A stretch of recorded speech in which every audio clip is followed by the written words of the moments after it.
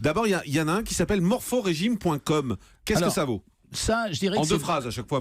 C'est de l'accroche marketing. On sait très bien qu'on n'arrive pas à faire maigrir quelqu'un juste d'un seul endroit. Et on va retrouver à l'intérieur de ce programme des techniques d'amaigrissement traditionnelles. Et on a alléché les gens par le morphorégime. Si le régime est bon, ça va. Après, l'accroche marketing, bah oui, ça fait partie du jeu économique. WeightWatchers.fr. C'est un des régimes les plus classiques qu'on connaisse. Il se situe entre 1350 et 1500 calories par jour. C'est un régime relativement équilibré. Ça fonctionne. Les gens le trouvent un peu contraignant, mais ça fonctionne. Pourmaigrir.net.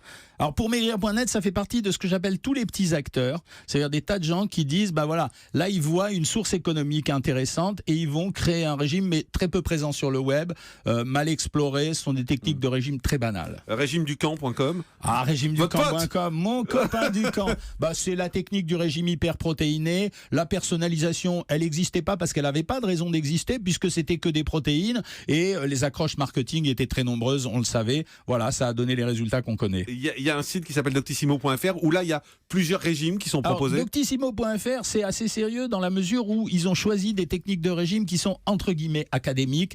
Donc ça signifie que ça fonctionne. Hein. Ouais, le vôtre c'est aujourd'hui.com, donc je vais pas vous demander votre avis sur le vôtre. Non, c'est pas tout à fait aujourd'hui.com, c'est savoir-maigrir. Savoir-maigrir.com. Effectivement.